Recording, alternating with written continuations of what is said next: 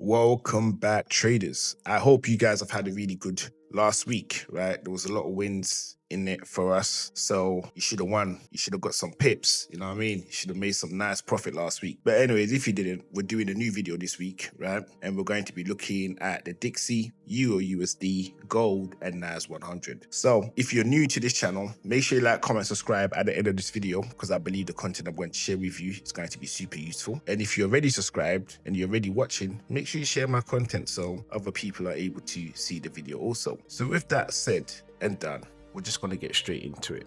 So the first thing that we're doing is we're looking at the DXY on a monthly, right? And it's fair to assume, looking at what we're seeing right now, is that the DXY is in a channel, but it is in an uptrend, right? So it's in an uptrend in a channel that we can see right now.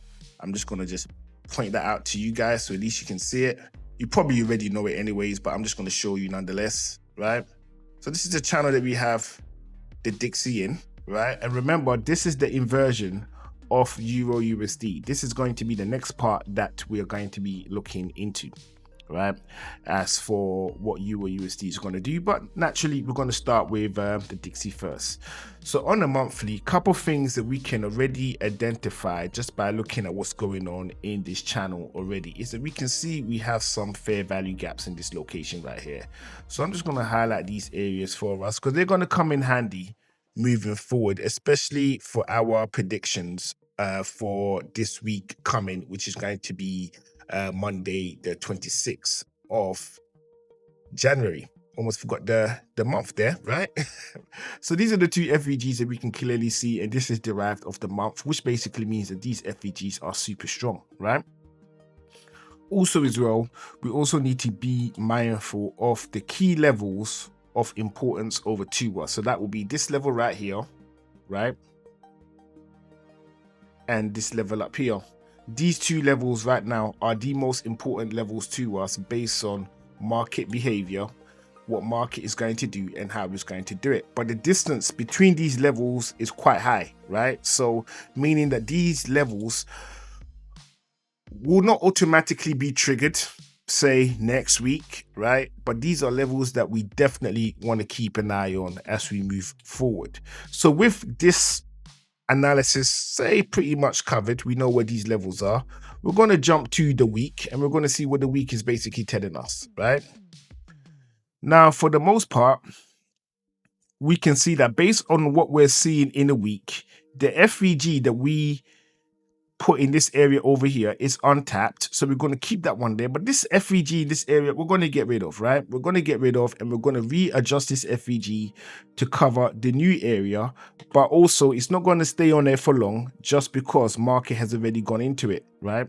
So that's this FVG right here. We can see price has already gone into it in this area over here, and the point of me highlighting it is just to show you that it's there, right? So we're going to get rid of that because we don't actually need that FVG there anymore. And all we're basically doing now is to see if price is going to continue pushing downwards.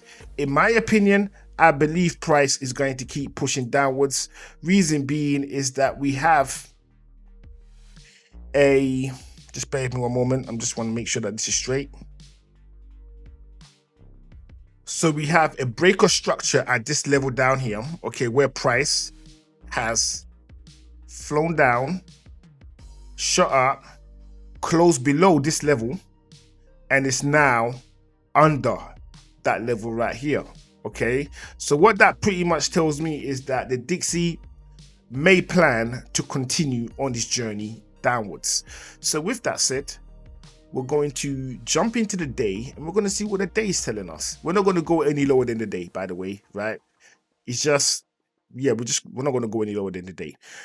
But however, I just have to point that out. So as we can see, the FVG in this area is still there, okay? It's still there, but it has already been tapped, so we're not going to bother too much about that.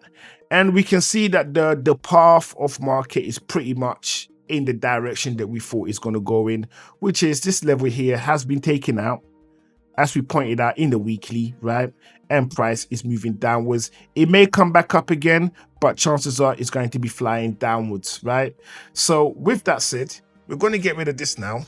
And what I am going to say is I'm going to say this, right? If you're uncomfortable in jumping into the DXY right now, I would say wait for this level right here to be taken out before you jump in, right? And that will be 95.90. That's this level right here, right? Now, with that said, we have an idea what EURUSD is expected to do this week coming, which is continue to push up. So with that said, we're going to jump straight into EURUSD. Now, EURUSD, as expected, is pushing upwards, right? It is pushing upwards, and the main level that we're looking for EURUSD to be taken out would be this high over here, right? It would be this high right here.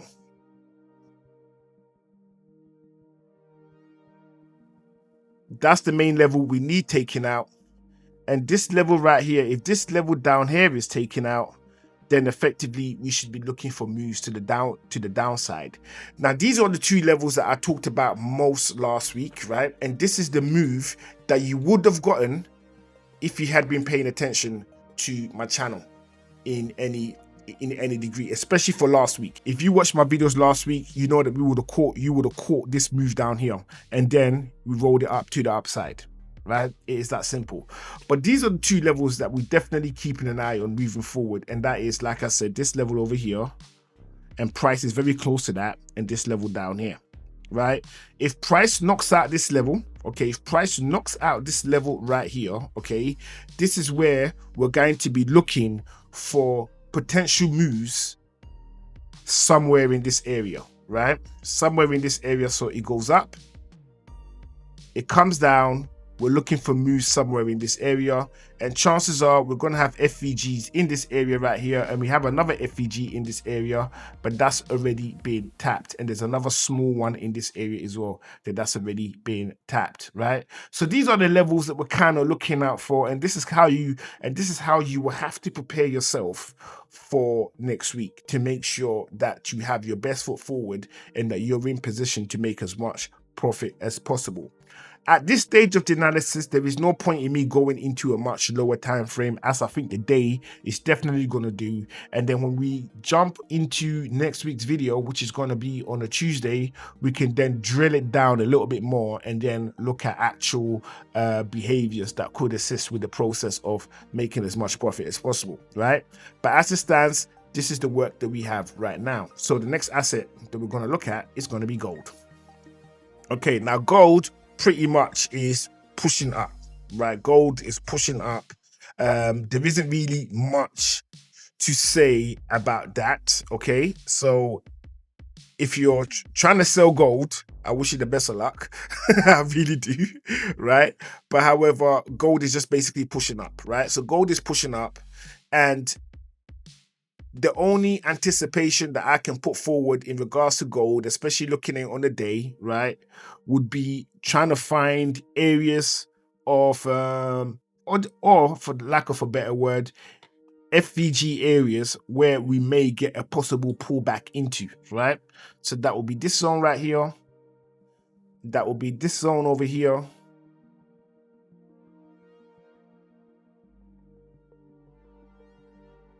And that will be this zone over here, right? So these are the levels that I'm kind of waiting to see if we're going to get any type of pullback into it. And then if we do, then naturally, once I'm able to confirm price plans to push to the upside, I will then join the market to ride it to the upside. But gold itself is really straightforward as it stands right now. It's pushing up. Like, so if you're looking for a bearish situation, chances are you're more or less will be using a scalping strategy to sell to the downside, okay? But in the most part, you really want to be looking for longs to the upside. You don't really want to be looking for sells.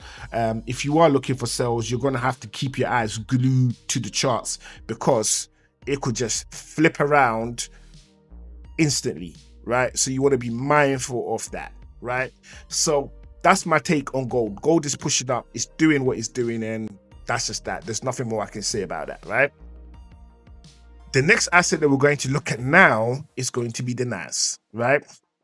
Now, NAS, I've been going on about this for a hot minute, right? In terms of how you could basically navigate it. And the vibe that I've been describing to you guys, especially from last week's video, is shorting this location right here.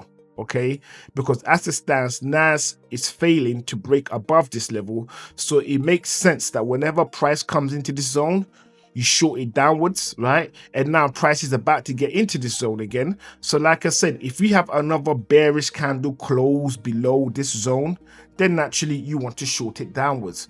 Me personally, I'm not looking for positions in NAS. Reason why I'm not looking for positions in NAS is the gains in NAS are too, it's not the kind of gains that I expect to get from NAS. Like I expect that big gains from NAS itself, right? I'm sure if you are a NAS trader, you're off that vibe as well, right? So when it's doing stuff like this, it's of no interest to anybody. I mean, it's of interest to people, but if you want big rewards, you want to avoid it, right? You just want to avoid it because the rewards is not that much, and the risk is higher than the rewards, in my opinion. So long as NAS stays in this position that it's in right now, I'm going to avoid it. I think it makes sense for me to avoid it, and that's exactly what I'm going to do. I'm going to avoid it.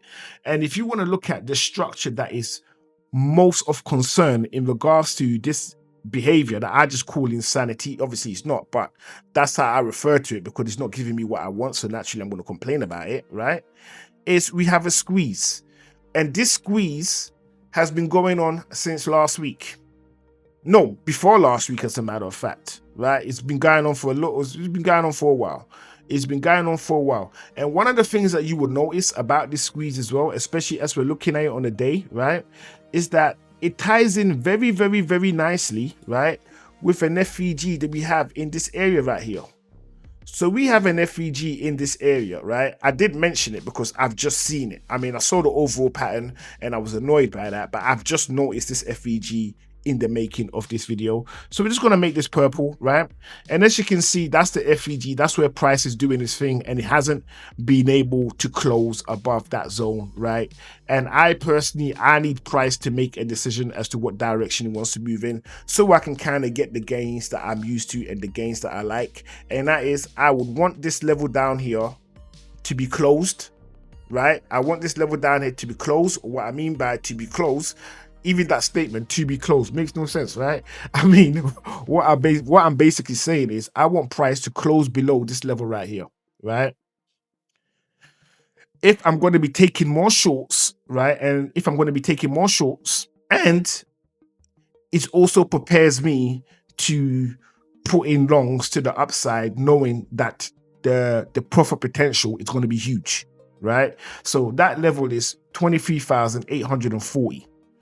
I need price to close down there. I need market to bid price below that price, okay? And that will give me the best possible entry with the highest probability of serious profits, right?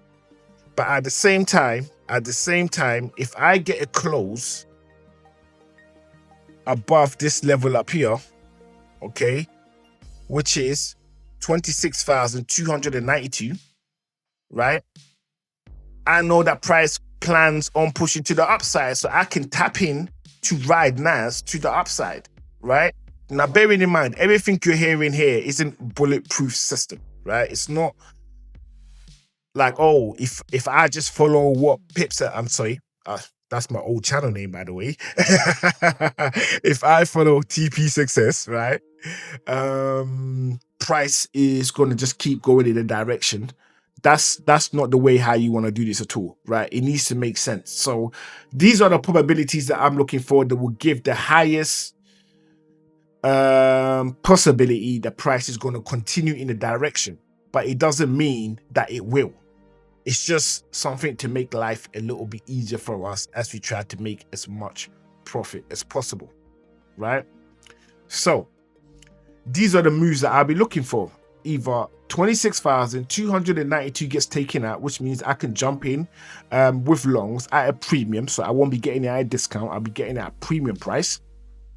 Or my best option is that NAS comes down, closes below 23,840, and I'm able to take longs at a discount, right? So I prefer the discount to the premium, but what I can only work with what market gives me, just like all of us, right? So as it stands, this is the top-down analysis for week commencing Monday, the 26th of January. Throughout the week, we're going to reduce the time frame a little bit down, a little bit lower, say between 4 hour, 1 hour, and the 15-minute to give us the best optimal entries for our moves, right?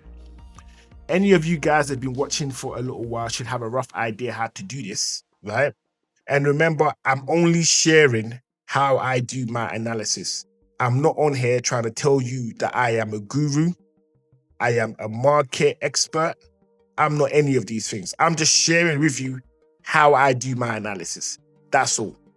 Hence why I'm not asking you guys to join a Telegram group, and I'm not selling you courses, and I'm not selling you anything. And I don't think I ever will sell you any of these things, because if I know how to do it, why am I selling it? I could just make the money for myself. So anyone interested as to how I do my analysis, make sure you lock in, you like, comment, subscribe. That's all I can ask from you, right?